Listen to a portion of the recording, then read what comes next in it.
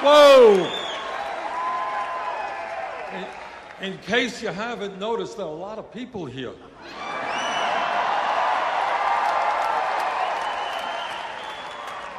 Well, let me begin by thanking John for that very generous introduction.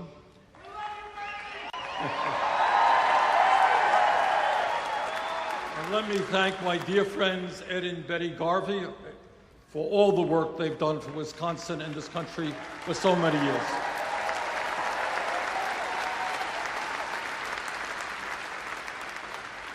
But mostly, on this early summer night, let me thank all of you for being here this evening.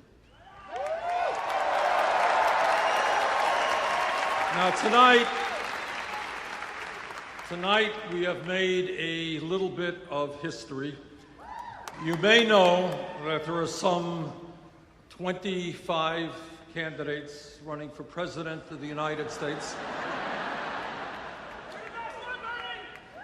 But tonight, we have more people at a meeting for a candidate for President of the United States than any other candidate has had in 2016.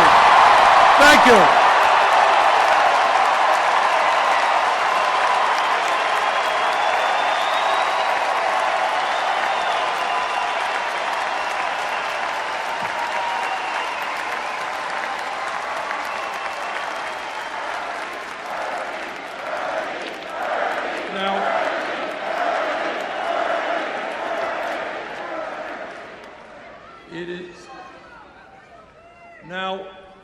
I was shown something yesterday. Apparently, the Wisconsin Republican Party has welcomed me into the state with a billboard, and the billboard indicated that I was an extremist.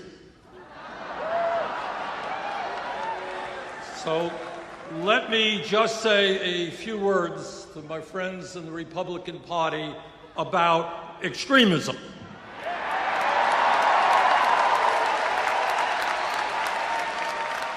When you deny the right of workers to come together in collective bargaining, that's extremism.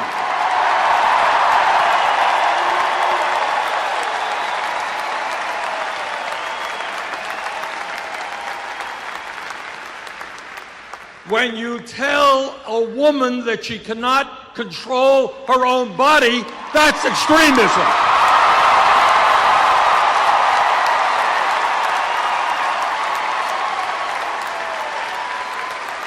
When you think a woman is a child and can't purchase a contraceptive, that is extremism.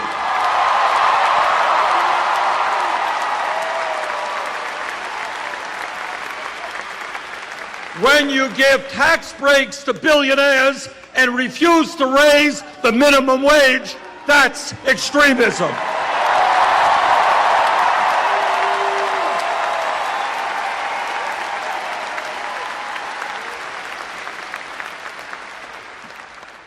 But our views, which represent, in fact, the vast majority of the American people, are a little bit different.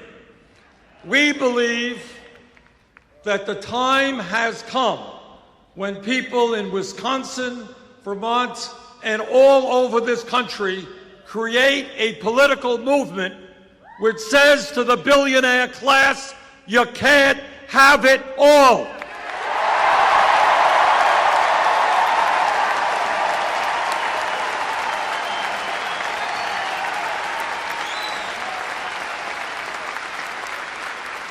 And what we are saying to the Koch brothers, Governor Walker, and all of those people is that this great country and our government belong to all of the people and not just a handful of very wealthy people.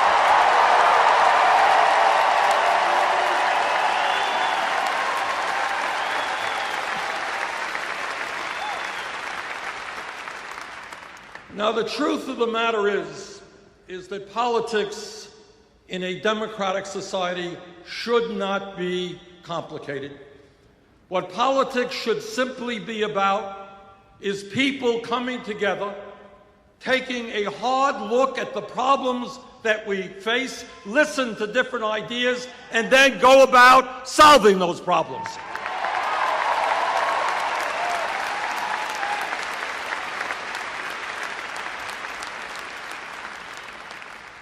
Despite what the media may think, politics is not a baseball game with polls. Politics is not a soap opera. What politics is about in a democratic society is people coming together and improving life for our people.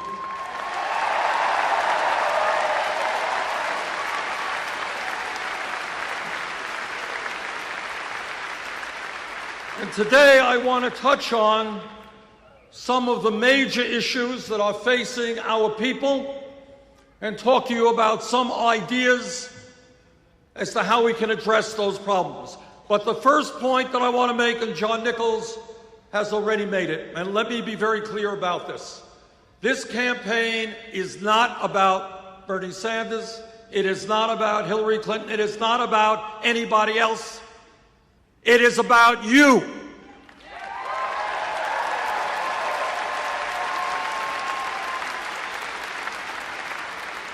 It is about putting together a grassroots movement of millions and millions of people who stand together and make it clear that we need fundamental changes in the economics and politics of this country so the government works for all of us and not a handful of wealthy campaign contributors.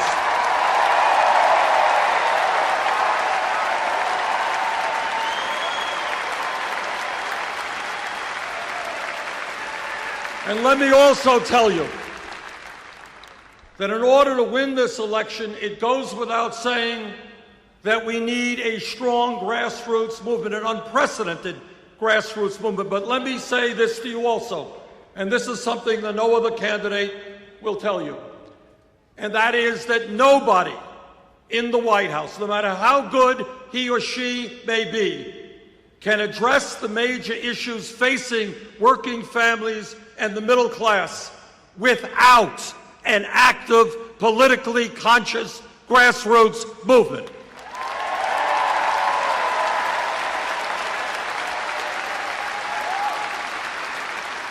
And the reason for that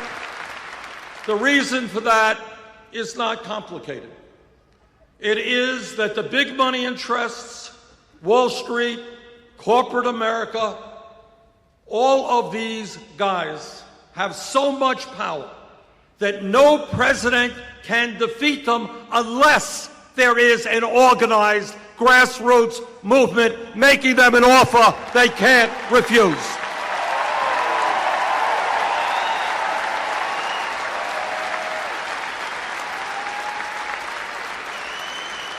And that is what this campaign is about. What this campaign is about is creating a political revolution in America.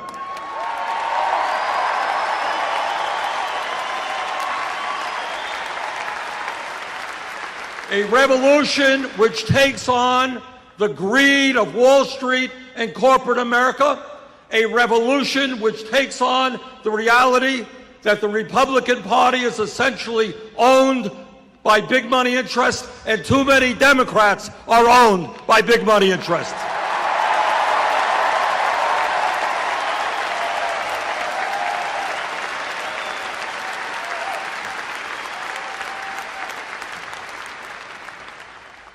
Today, we live, hard to believe, many people don't sense it, we live in the wealthiest nation in the history of the world.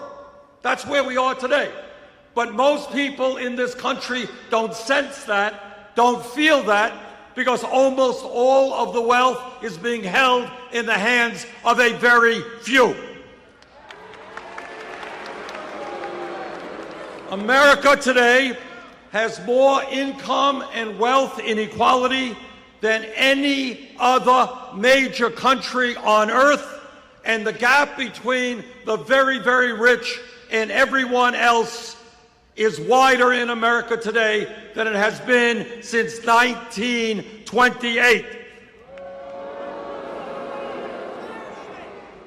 The issue of wealth and income inequality, to my mind, is the great moral issue of our time. It is the great economic issue of our time. And it is the great political issue of our time.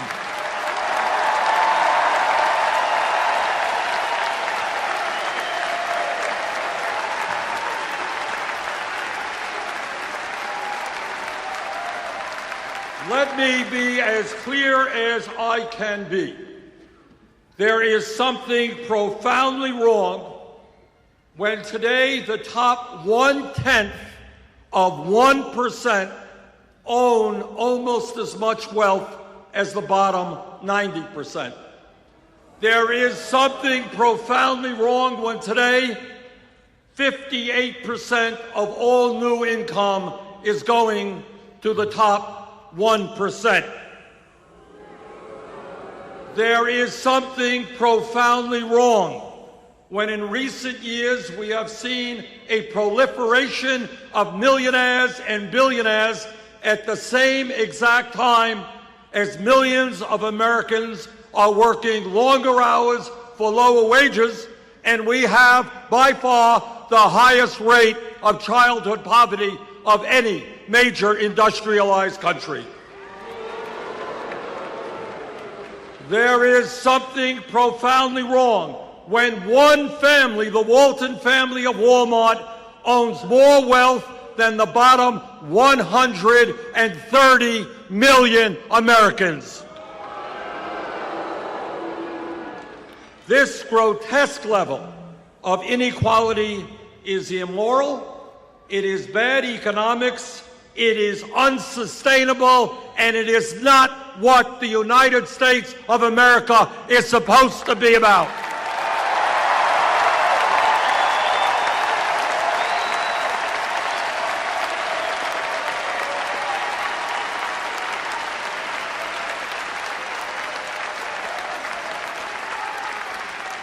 This is a rigged economy, and brothers and sisters, together we are going to change that.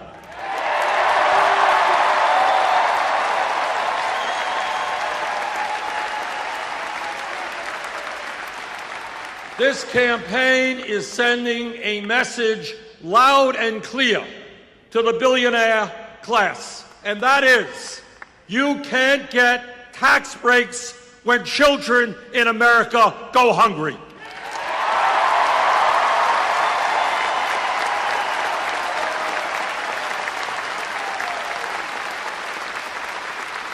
You cannot continue to send our jobs to China when millions of Americans are desperately looking for work.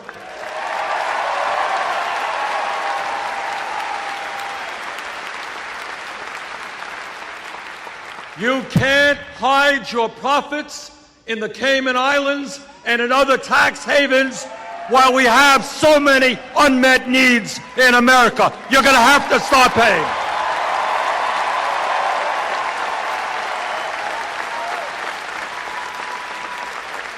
The greed of corporate America and the billionaire class has got to end, and we are going to end it for them.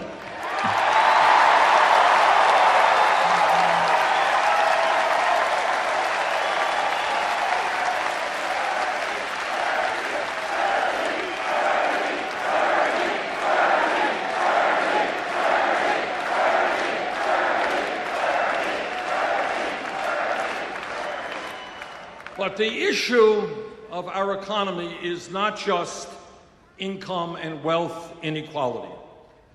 The issue of what's going on in our economy deals with the tragic reality that for the last 40 years, the great middle class of America, once the envy of the entire world, has been disappearing.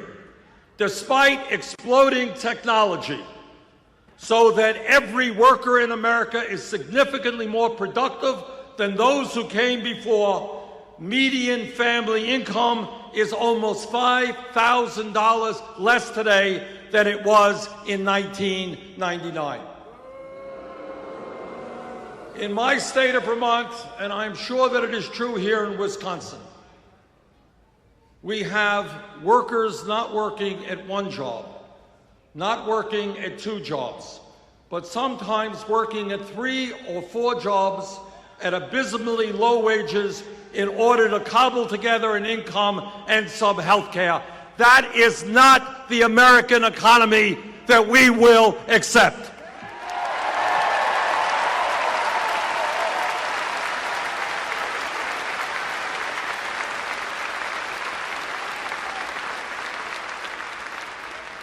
And when you look at the economy, what we have to understand is that every month the government announces a statistic about official unemployment. Currently it is about 5.4%. But if you look at another government statistic, which includes those people who have given up looking for work, and those people, those millions of people who are working part-time when they want to work full-time, real unemployment today is close to 11%. That is unacceptable.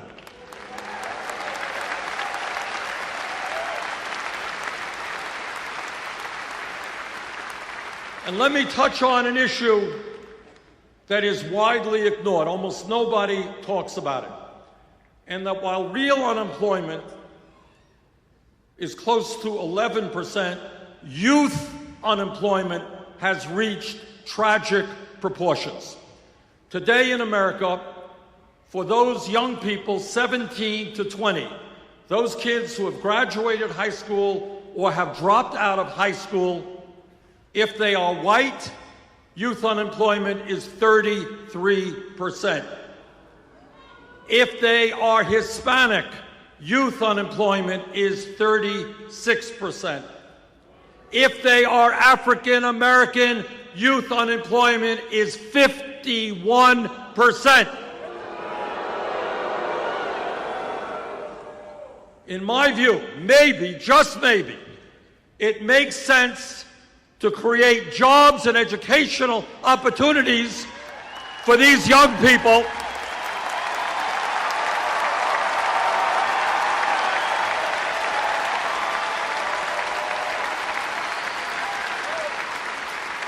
Maybe we should create jobs and educational opportunities rather than more and more incarceration and more jails.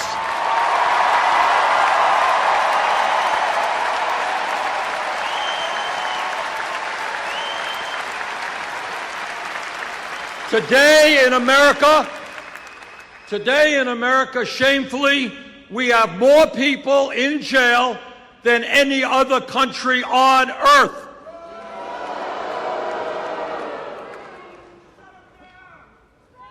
So our job, in fact, is to create a new criminal justice system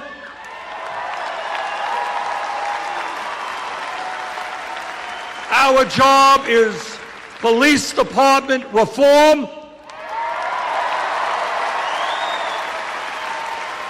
Our job is to make sure that young African Americans can walk down the street without being abused or worse.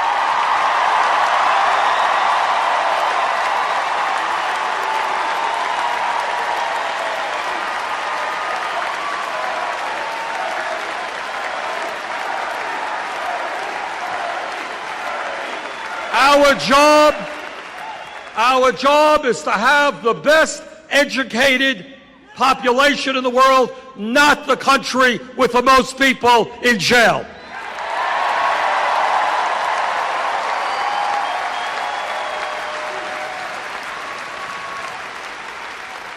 And when we talk about the economy, it's not only the grotesque level of income and wealth inequality, it's not only the unacceptably high levels of unemployment, When we talk about the economy today, we have got to understand that tens of millions of Americans are working in wages which are totally inadequate.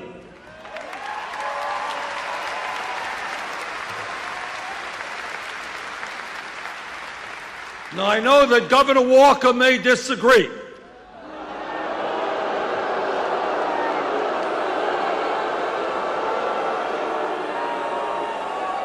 But to my mind, the federal minimum wage of $7.25 an hour is a starvation wage which must be raised.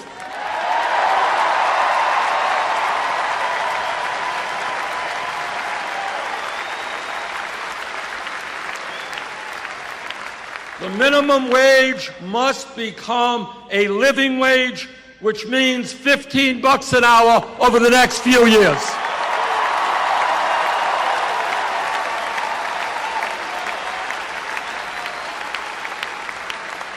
Now, I don't think it is a terribly radical idea to say that in America, if somebody works 40 hours a week, that person should not be living in poverty.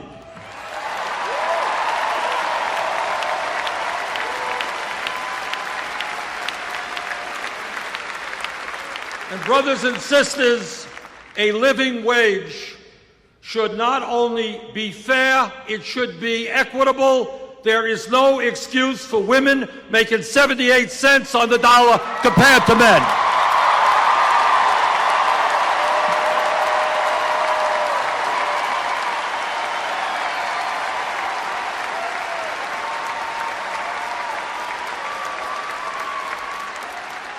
And let me congratulate President Obama for doing something that is long overdue and making sure that millions of working people finally get time and a half when they're working 50 or 60 hours a week.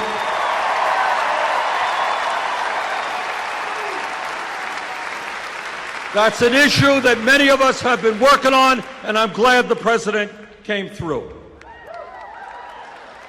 Now,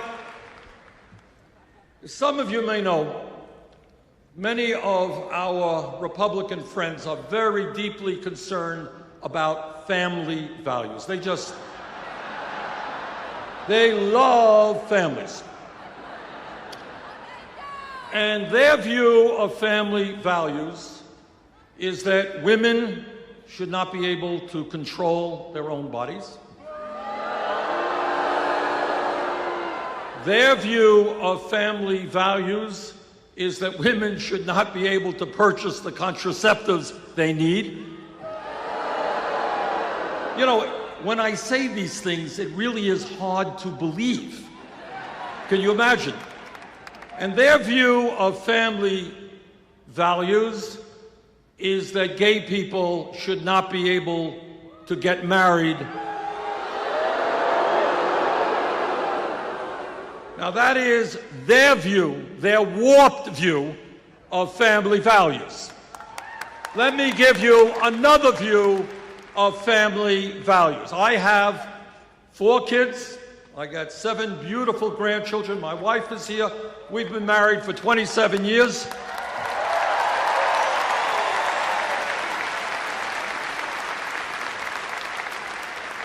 I believe, and you believe, in the importance of family. And that is why, because we believe in real family values, the United States must end the international embarrassment of being the only major country on earth that does not guarantee workers paid medical and family leave,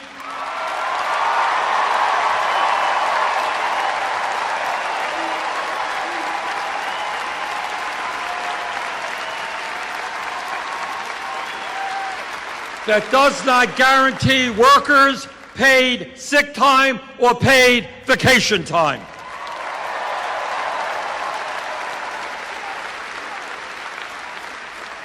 So let me talk a little bit about family values. Today in Wisconsin or in Vermont, a woman is having a baby.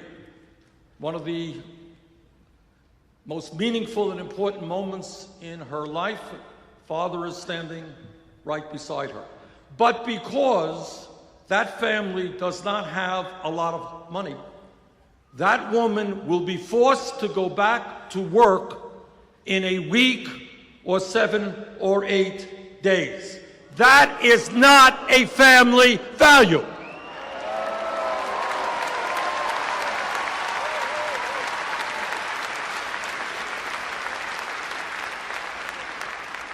In every other major country, women, regardless of their incomes, and the father as well, are able to stay home with their baby, get to know their baby in the most important moments of their baby's life.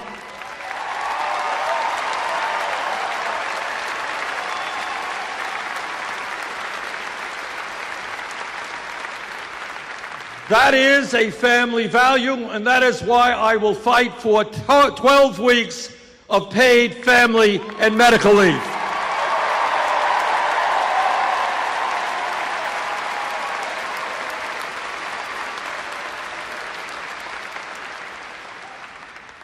Let me touch on another issue that is almost never talked about at all, but it is an issue of enormous consequence.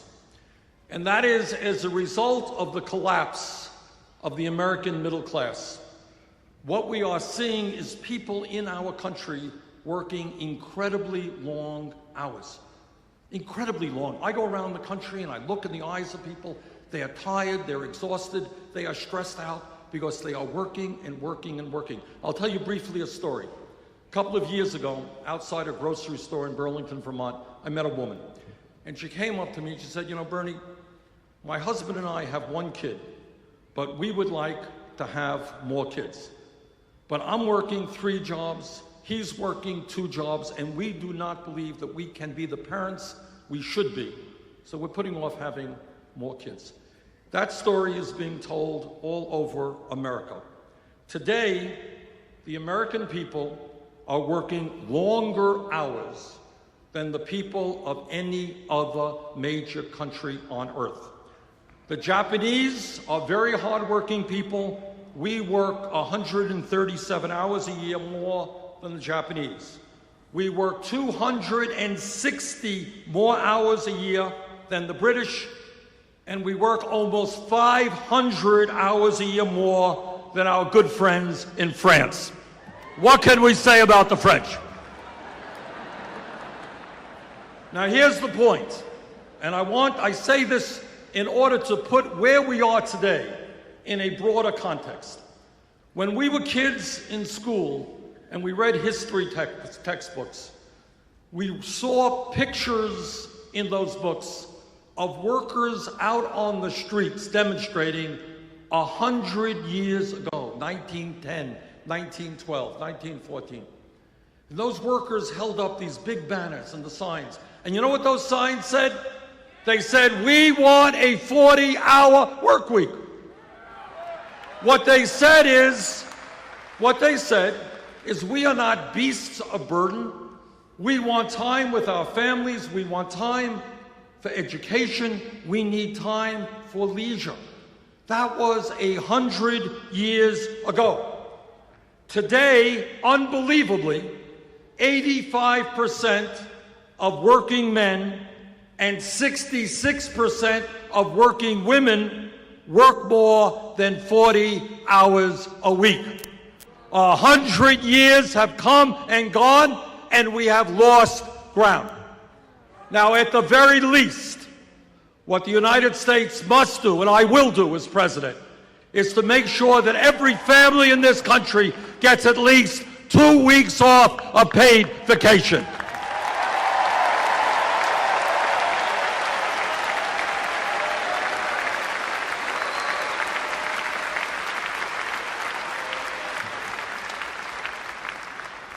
Now, when pollsters go out and they ask the American people what is uppermost on their mind, what are they most worried about? The answer always is a 4-letter word called jobs, J-O-B-S.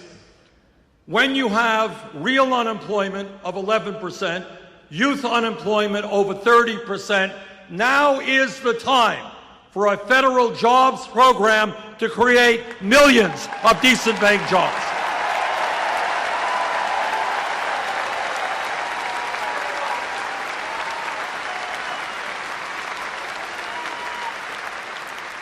In virtually every state in this country, our infrastructure, our roads, our bridges, water systems, wastewater plants, our rail system, our levees, and our dams need an enormous amount of work. Now is the time to invest in rebuilding our crumbling infrastructure. A $1 trillion.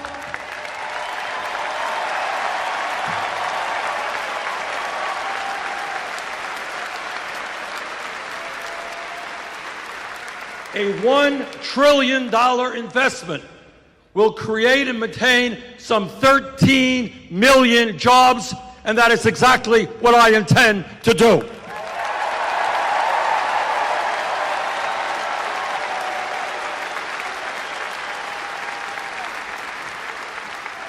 But when we talk about jobs, it's not just the need to create millions of decent-paying jobs.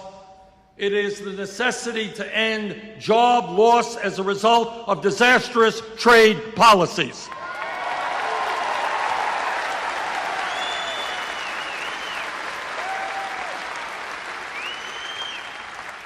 You are looking at a senator and former congressman who voted against NAFTA, against CAFTA, against permanent normal trade relations.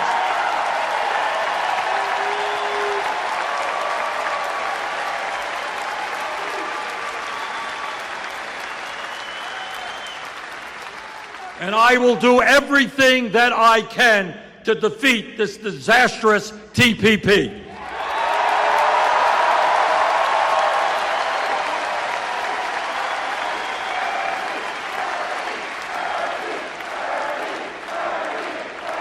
And when we talk about rebuilding the American middle class, we're talking about rebuilding the American trade union movement.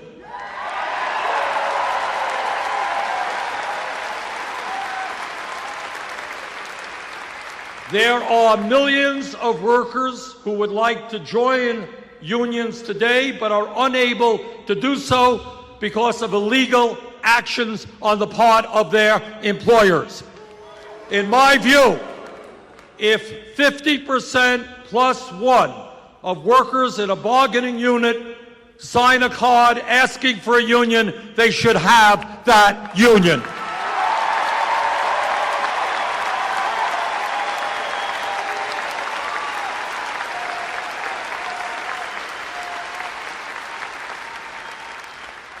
And when we talk about greed, when we talk about recklessness, when we talk about illegal behavior, these are just another word, another phrase to describe Wall Street. In my view, and this is a hugely important issue for the future of our economy, it is time to break up the largest financial institutions in this country.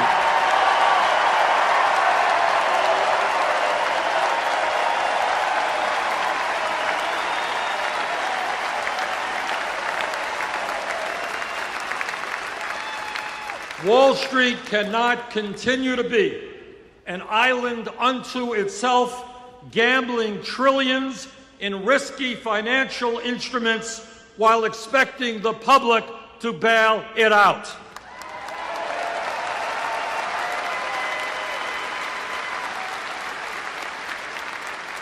In my view, and we've introduced legislation to deal with this, if a bank is too big to fail, it is too big to exist.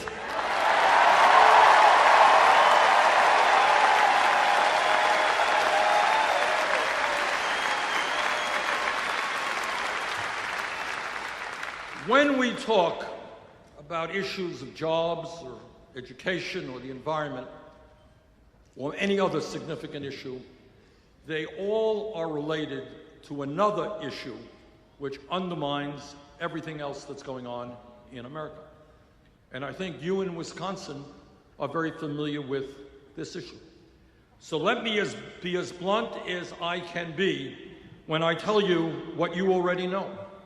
And that is that as a result of the disastrous Supreme Court decision in the Citizens United case,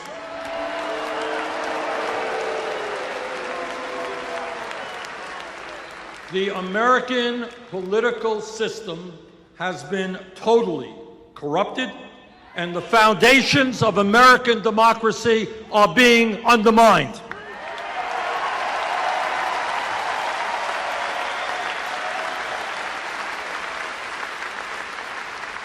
What the Supreme Court said in so many words is they said to the wealthiest people in this country, they said, okay, guys, you already own much of the economy. Now we are going to give you the opportunity to own the United States government, and that is what they are trying to do right now.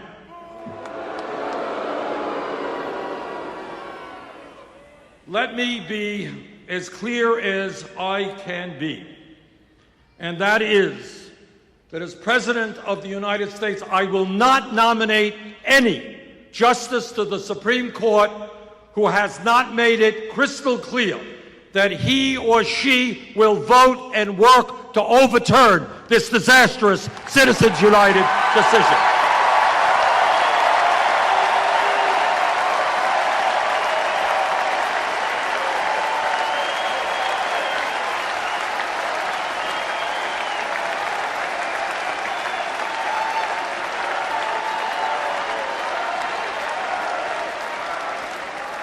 Long-term, overturning Citizens United is terribly important. Passing a disclosure law is very important. But long-term, if we want to see a vibrant democracy where people of any political point of view who want to be in public service can get up and run for office without having to beg rich people for money, we need to move to public funding of elections.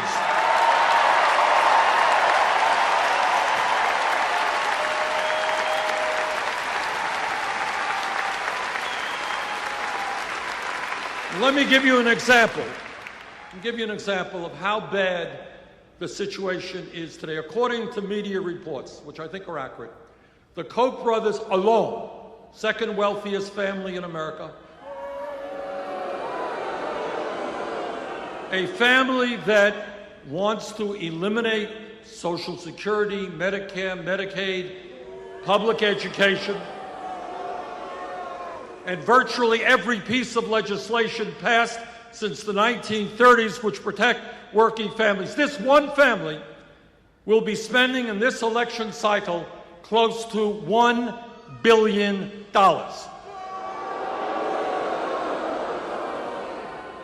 And their job and what their money is about is to elect candidates who make the rich richer and everybody else poorer. But when you have one family spending close to $1 billion, which is more money than either the Democratic Party or the Republican Party will spend, this is not democracy, this is oligarchy, and we have got to end that.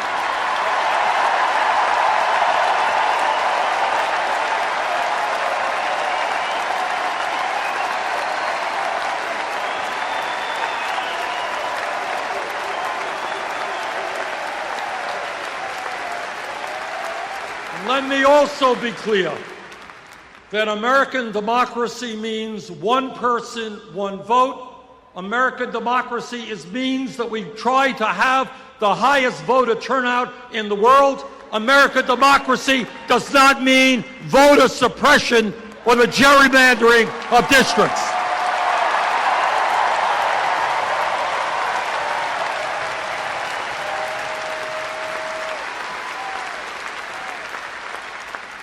I think everybody here knows that we are living in a very competitive global economy, and that if we are going to succeed, if our economy is going to do well in years to come, we need to have the best educated workforce in the world.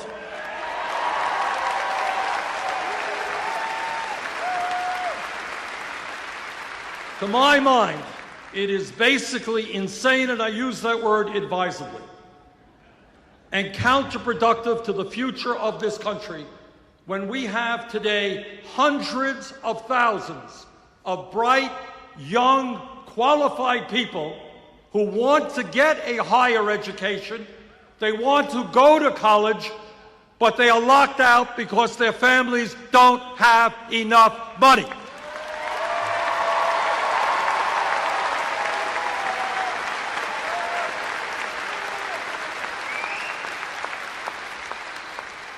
And that is not only pulling the ladder out from under these young people who want to work hard and make it to the middle class.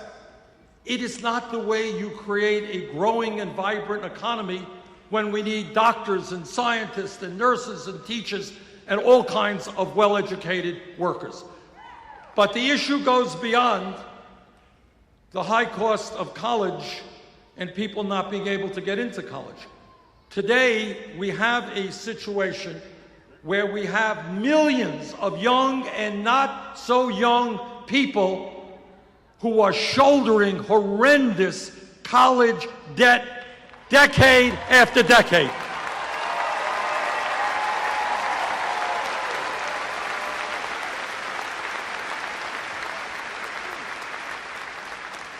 A year or so ago, I met with some folks, and there was a young woman there whose dream it had been to go to medical school and practice primary care for low-income people, exactly the kind of physicians that we need. And that's what she did.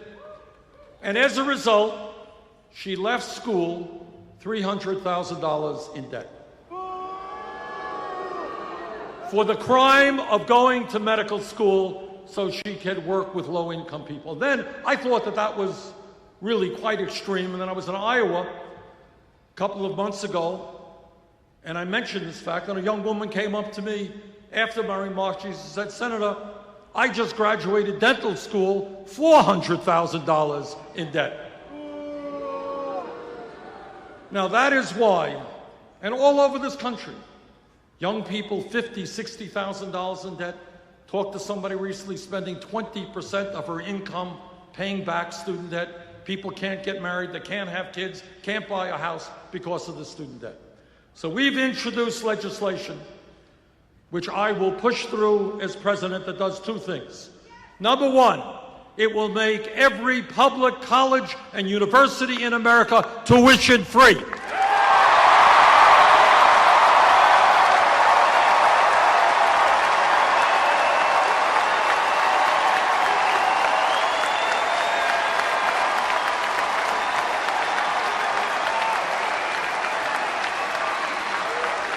And I want you to know, the importance of that concept is not just for kids in the 11th or 12th grade who want to go to college. The importance of that concept is that it will resonate with kids in the 5th grade and the 6th grade. Right now, all over America, there are young kids who may not know it intellectually, but they know it emotionally. Their parents didn't go to college. The kids in their neighborhood don't go to college. Why should they study hard? Why should they do their homework if they're not going to be able to get a higher education or make it into the middle class? That's wrong.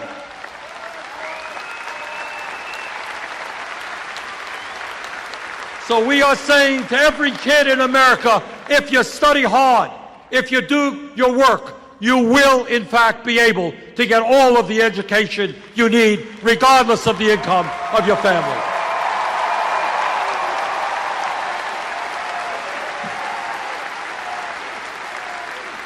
And when we talk about student debt, it is absolutely unconscionable that we have folks today who are paying interest rates of 8, 9, 10% on student debt, which they are stuck with for decades, yet they can go out and refinance their home for 2 or 3%.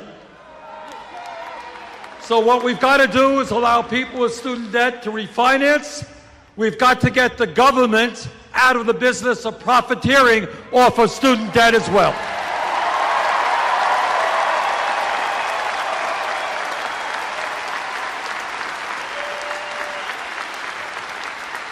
And when we do that, we can cut student interest rates by more than half.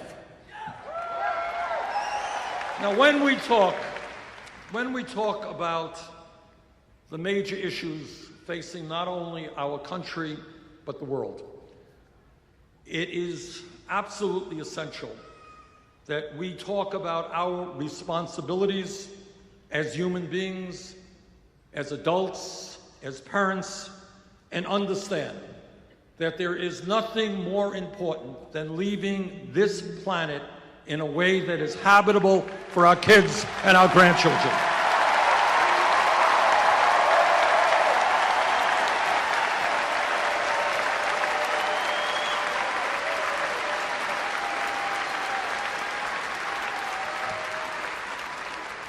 The debate is over. The scientific community has spoken in a virtually unanimous voice. Climate change is real. Climate change is caused by human activity, and it is already causing devastating problems all over our country and all over the world.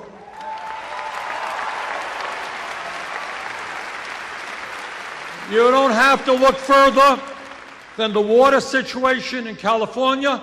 You don't have to look further than what's going on in Pakistan, where people are dying from an unprecedented heat wave.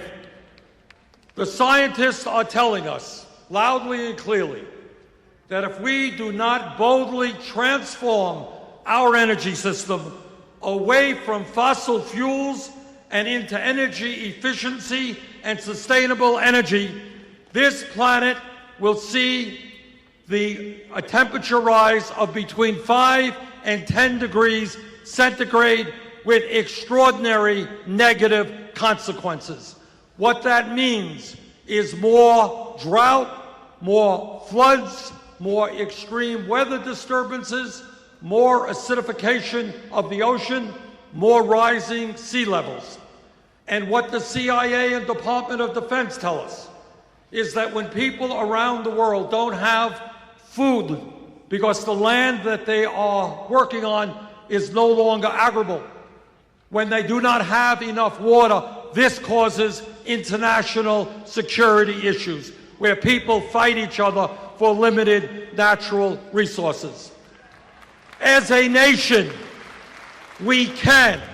As a nation, we must lead the entire world in transforming our energy system away from fossil fuel.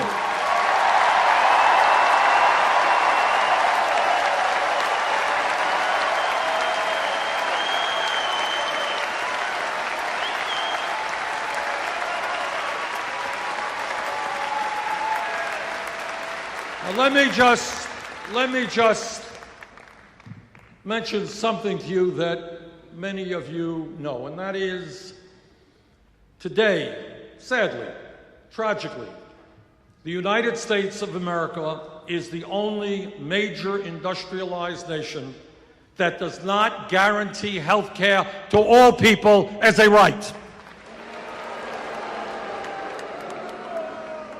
That is not something that we should be proud of. It is something we should be embarrassed about.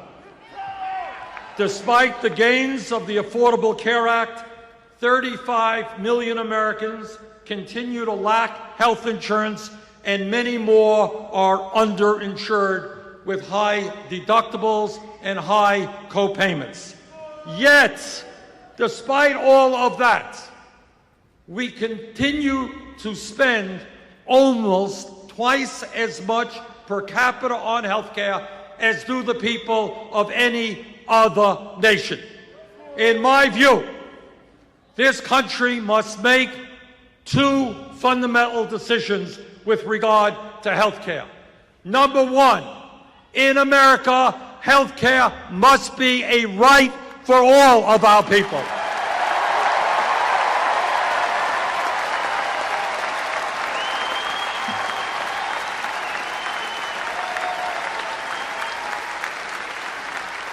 And the number two, if we are going to provide health care to all of our people in a cost-effective way, if we're going to take the burden of health care off the backs of small businesses, we need to move to a Medicare for all single-payer system.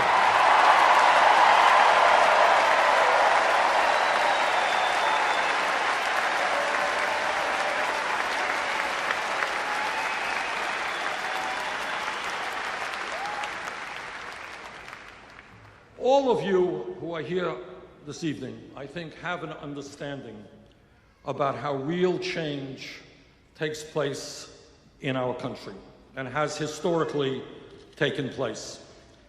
You are aware that change takes place from the bottom on up. It's never from the top on down. People on top are usually the last to know. You are all aware that 100 and more years ago, workers who were working incredibly long hours under horrendous working conditions said enough is enough. We're going to form unions and engage in collective bargaining. And as a result of those efforts, we created a middle class in this country. Workers had decent wages, decent benefits. And politically, because of millions of workers coming together, we passed Social Security, Medicare, Medicaid, and many other programs to help the American people.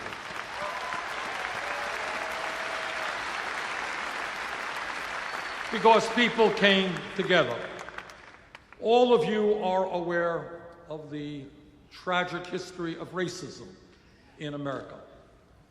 But for a very long time, African Americans and their white allies came together, and they struggled, and they stood up for justice, and they stood up to lynching, and they stood up to segregation, and they stood up to a situation where African Americans couldn't even vote in America.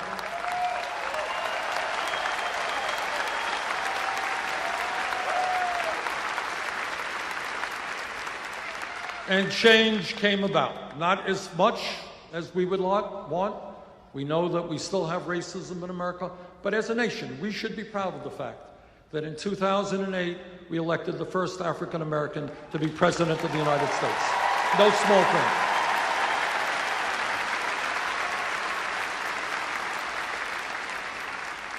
But so many people stood up and fought for civil rights. Didn't happen because of a few. And when we talk about women's rights, we know that women, the suffragettes, Susan B. Anthony and all those folks went to jail. Some of them died, and they said women in America and around the world will not be second-class citizens.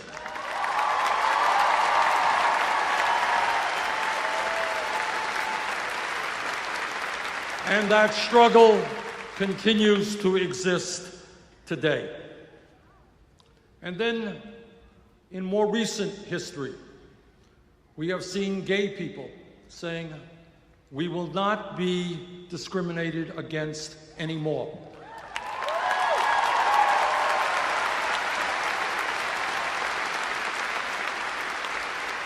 And a huge change swept the country, huge change in consciousness, and said that we are going to treat all of our people with respect and dignity, no matter what their sexual orientation may be.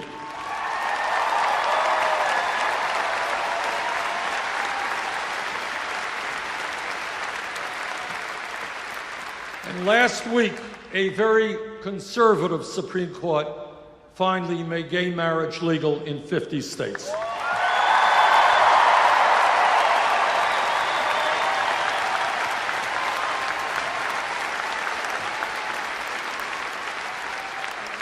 So as a nation, we have a right to be very proud of the successes that we have seen because of the struggles of millions of people to create a less discriminatory society. That's something we should be proud of.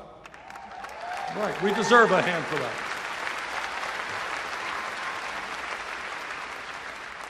But there is one struggle in which not only have we not succeeded, but in which we are losing ground, and that is the fundamental struggle for economic justice.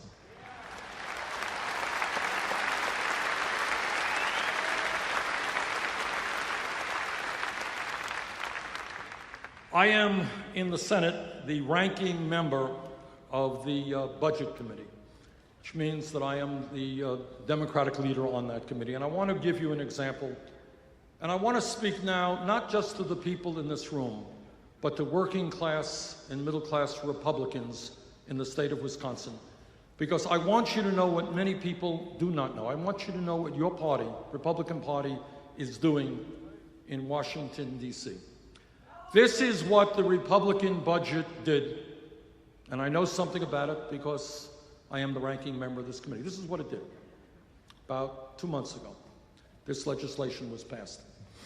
And this legislation sets the framework for what the appropriations committees will do later on. 35 million Americans have no health insurance. Only major country on earth without health care for all. Republicans decided to end the Affordable Care Act, cut Medicaid by over $400 billion, throw 27 million Americans off of health insurance.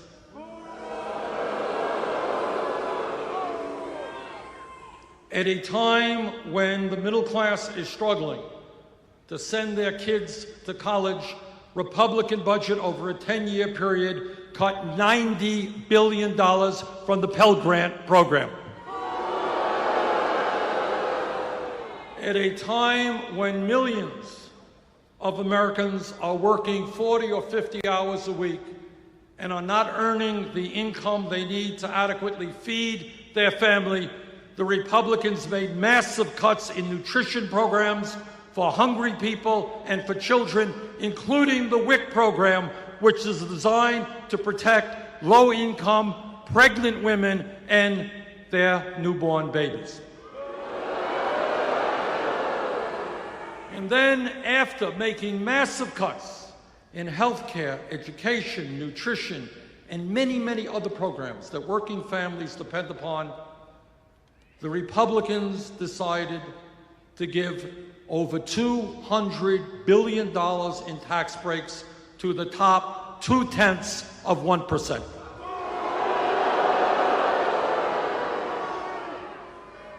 In my view, when we reach out, and what this campaign is about, is to reach out to working families all over this country, including Republicans. Because I believe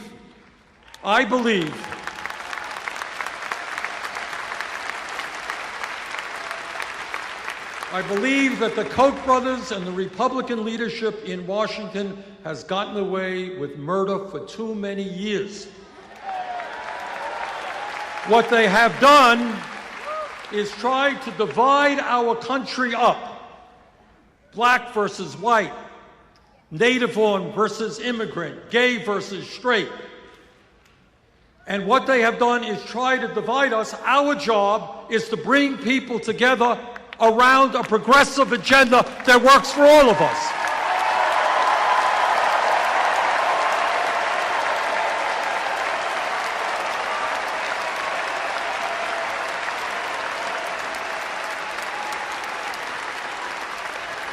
Go out, please, where we need most help, not just in winning this election, but in transforming America, is to create a process by which people stop voting against their own best interest.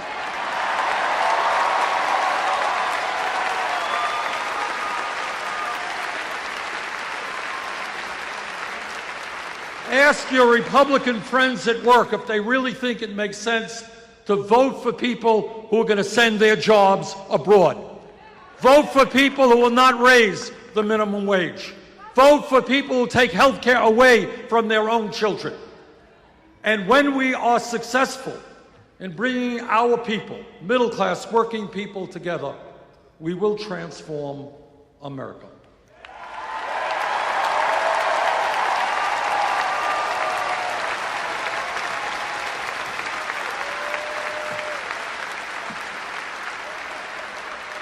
Let me conclude by saying this. If anything, what I would like to ask of you is please think big, not small. In Washington, the debate is often about whether we cut education by 2% or 6%.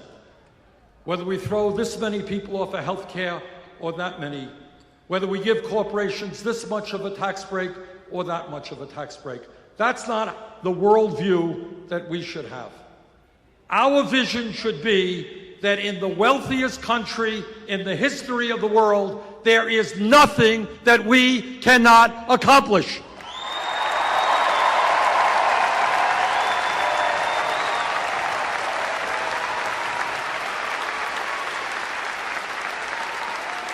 We can provide health care to every man, woman, and child as a right.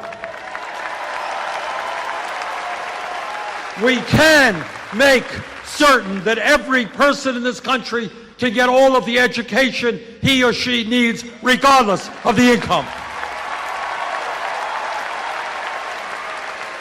We can create millions of decent paying jobs. We can have the best child care system in the world.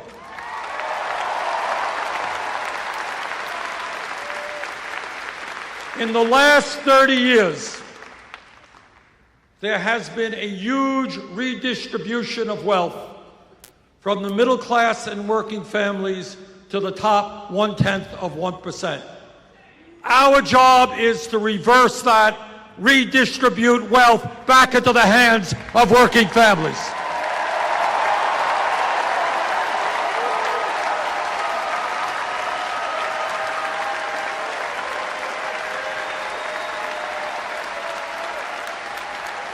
Now, in terms of this campaign, I am more than aware that my opponents will be able to outspend us. They have billionaire backers, they have super PACs, they have a lot of millionaire friends. But we are going to win this election. We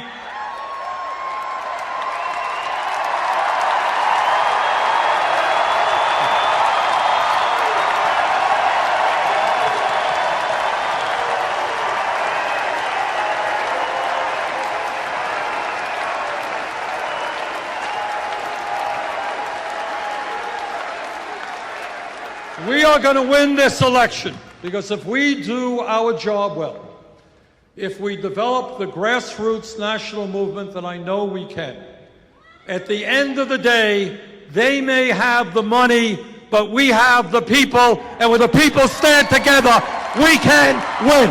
Thank you all very much.